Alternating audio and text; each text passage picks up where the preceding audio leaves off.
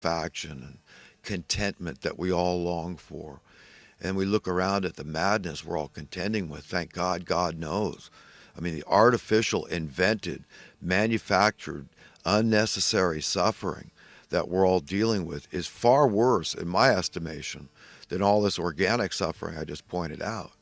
But I mean, a mosquito can kill us. That's just science. That's a fact. We all contend with this every day. We're incredible creatures. We're living in this precarious, tenuous existence, and we deal with it as well as we do. I mean, it floors me. We're incredible creatures. And it's only the grace of God that gets us through this thing one day at a time. Even if we don't realize it, we're recipients of it. We're sponging off what God has given us. I mean, it's incredible courage we all have just to face another day. But what are the options? I mean, we're going to kill ourselves. Why would you do that? I mean, isn't this the best gig going? How do we know it's better on the other side of the curtain, the other side of the door, walking through that door? How do we know? We don't just take everything with us. So that's why I think it's so important that we learn to get comfortable with things. And that's why our faith in God and learning about Jesus Christ and this great gift and how he taught that, this whole thing we call death is alive from the pit of hell. I mean, isn't that good news? I mean, it's only by the grace of God I haven't killed somebody. I mean, think about how easy it is. You know how long I've been driving? Over 45 years. You know how easy it would be to kill somebody with your car? I saw a young couple. It happened down in Santa Cruz back in about 1974. Me and my buddy were cruising around in my 65 Mercury Comet, and we weren't using nothing, just cruising, listening to tunes. I had a cassette player in my glove box there, and Tim was switching tape, so he was kind of hunched over. I was stopped at a stop sign. It was right at the west, I guess it would be the southwest end of the Pacific Garden Mall. It used to be called the Pacific Garden Mall, but I think they used to call it Pacific Avenue. It's right downtown Santa Cruz. We were just coming down this ramp that's coming down from the hill, which is adjacent the boardwalk, the famous Santa Cruz Beach boardwalk there. And I was stopped at a stop sign there, and I'm looking to my left at the vehicles coming. And I see a car coming, and I see a guy walking across the street. And it looked like an older guy who's kind of walking with kind of slowly and maybe with a bit of a limp. It's hard. I mean, we're going back ways, but I thought the car saw him, and I thought that he'd get across the street before car guy. I didn't. I just wasn't putting it together that all of a sudden there was about to be a collision with this guy, and sure enough, this car hit him, and I had never seen anything like that.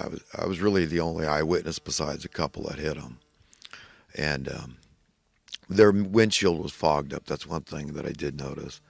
But he bounced off the hood. He hit the front of the car, of course, and flew into the windshield basically, and then was propelled forward from there. Probably about, I don't know, I guess 50, maybe up to 70 feet. And he landed on what was a manhole cover right there on the street. And he was just crumpled up. And it was an awful sight for me, a 16-year-old. And back then, there was no cell phone. So I just ran to the closest payphone, which was, I don't know, a couple hundred yards maybe at the most. And I didn't know you didn't need to put your dime in. Back then it was a dime to make a call. But I called and reported it. And they came out there and they talked to me as a witness. And, I gave my testimony. And if this couple had been drinking, of course, they would have been cited. But the next day in the newspaper I read they weren't cited. But they got to live with that. Whoever was driving, the man or the woman in that car, if they were distracted, whatever, they're going to have to live with that. I mean, these are the last people that are ever going to do that, basically. But I'm just making a point that it's really easy to maim or kill somebody, and accidentally, not intentionally. But when I watch these crime shows, and it makes me hurt so much on a very visceral level, tangible. I feel it.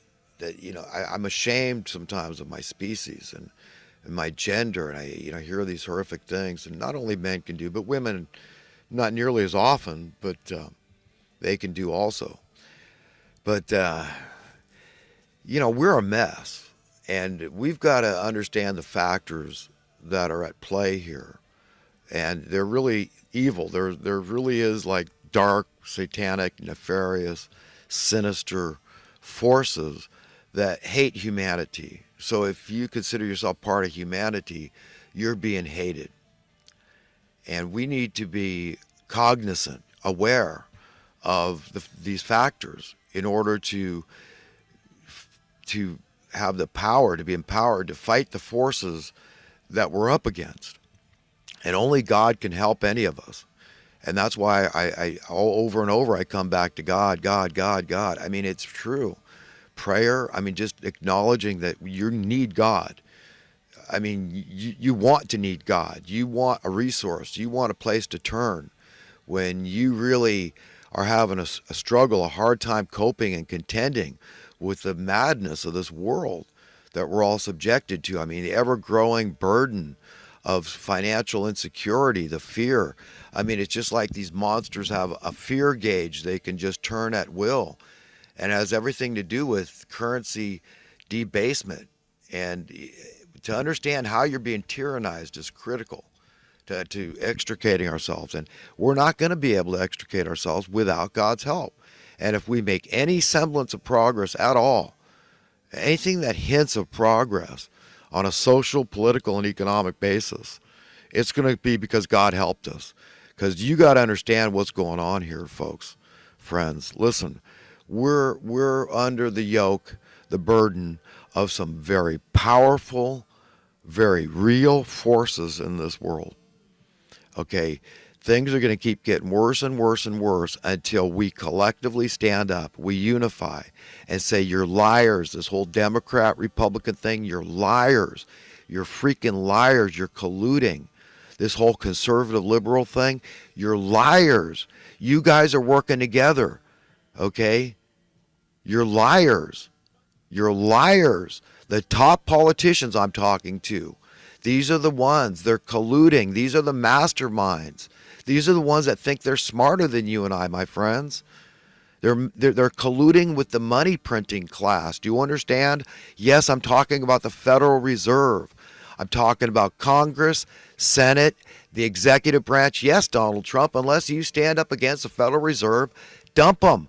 Get a payoff figure. Okay, I mean, look, I mean, if you're a coward, dude, I mean, I don't even know if I want to vote for you. Okay, pull a JFK on these people. Get rid of them.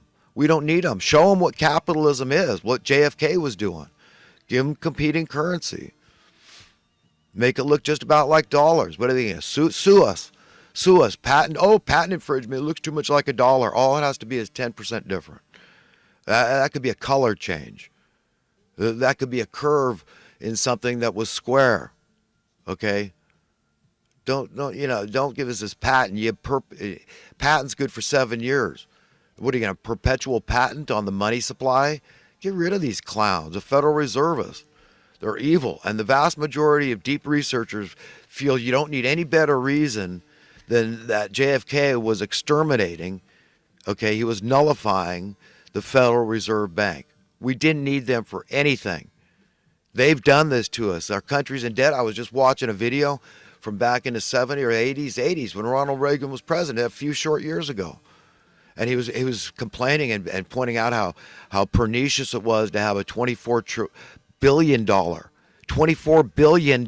debt. How the effects, how bad that was for our economy. And look at it today, over 20 trillion, and they expect it to keep growing and growing and growing. Who's paying for it? How are they're diluting the money. Do you understand how that affects the poor? And then they set up a social welfare system, and then they blame socialism, and other people blame capitalism. Everybody's in Babylon. Everybody's divided, balkanized. Nobody knows what the hell is going on here. I'm trying to explain it to you. Be empowered with the truth, the whole truth, and nothing but the truth. It's simple. They're diabolical. Diabolism is their religion. They think they're smarter than you and I. And by the evidence, you'd sure think it. How do they get away with this? Do we heed what I think it was Thomas Jefferson that said, look, the degree of tyranny you live under, okay, is the degree that you tolerate, the degree that you accept. So as long as we keep tolerating this, going with the path of least resistance, going with the flow, and caving, and complying, and being complacent, and capitulating, acquiescing to these forces, the more we're going to get. That's it. So you see, I mean, God help us now. We're in a lot of trouble. If God doesn't help us, I mean, it's just we're going into fourth world status here in America. I mean, this thing's got legs. It's got momentum. It's just going to keep on happening. And they're going to blame the welfare. Oh my gosh. Basic, well, how dare you suggest. And all these people go to church on Sunday, call themselves Christians, and say, no, this is a very biblical precept. And by the way, I'm a fiscal conservative here. But do you idiots, I mean, pardon my French, but do you know the difference between renting and owning? That if you're owning, even if you got to pay a mortgage, there's light at the end of the tunnel for financial freedom. Okay? But we're renting. Look at I'm referring to this Section 8 housing, this social welfare program. What a waste of money that is. It's just going through, it's just being poured into a gas tank with a big gaping hole in it, and the hole keeps getting bigger. And then they say, oh, well, this is socialism. We shouldn't have any welfare at all. Who created the need for the welfare? Do you understand how diabolical this thing is? What they're doing here? How they're impoverishing people? And they've made the nut too hard for people to crack. They can't reach the bar anymore. They just came out with a report locally here about housing, how good it is. If you're in the market to buy a house, this is the time because interest rates are falling, and just wait till they hit their bottom here soon. Of course, you know how that affects your mortgage, your overall monthly payments. We all know, or you should know, that's what they're talking about. So, but, as if it's a surprise, this has been going on gradually, incrementally, like frogs in a pot of water. You lull them to sleep, just turn the flame up slow enough and nice and warm and comfortable, and they just fall asleep. And you can cook them without them jumping out because you turned up the heat too soon. I mean, could you imagine if back in the 60s, when a $1 an hour minimum wage could afford you a middle-class life? Yes, you could be a homeowner. Yes, your wife could stay home and be a homekeeper, homemaker, take care of the family. And what more important role in society is there? And then they told women, oh, you're being subjugated. Your husbands are a bunch of chauvinists trying to take advantage of you. I mean, women had so much more leisure time and freedom. They were happier. Look at the statistics. I'm talking statistics. Used to shine. Oh, so anyhow, I got to take a break for a second here, friends. All right, continuing. Just to sum up what I'm trying to say here, because I do want to get on other stuff, and I want to speak to how I cope and how I contend with this artificial manufactured evil, unnecessary suffering that's inflicted upon society, just everyday people, regular Joes, Joe Bag of Donuts, blue collar people, just people that want to live and let live, that really, would like to get ahead. They want a sense of financial freedom, a sense of financial security, those same things we all want, creature comforts, and yeah, they want to enjoy some luxuries. If why not? I mean, they work hard and they feel like they deserve, why not share in the bounty of our industrial age being at the apex. I mean, with the smartphones and everything, everybody wants that stuff. They want to jump on a jumbo jet and go wherever they want to go if they can. I mean, why not? And that's the way I feel. That's great. I feel like it's God's planet. We're God's children, and we all have an inherent God-given right to share in this bounty. Um, and so the way I deal with it personally is that I have decided it's a choice we make to be who you want to be without compromise, right? You got to decide that you're determined no matter what anybody says. 99.99% of the people want to go to hell. I mean, it's your business to save your business, right? Yourself. You got to say, so that's what I mean. Be true to thyself, right? So be who you want to be, really. And who I want to be is an egalitarian. Okay, and a lot of people don't even know that term because it's used so rarely in society. And you got to wonder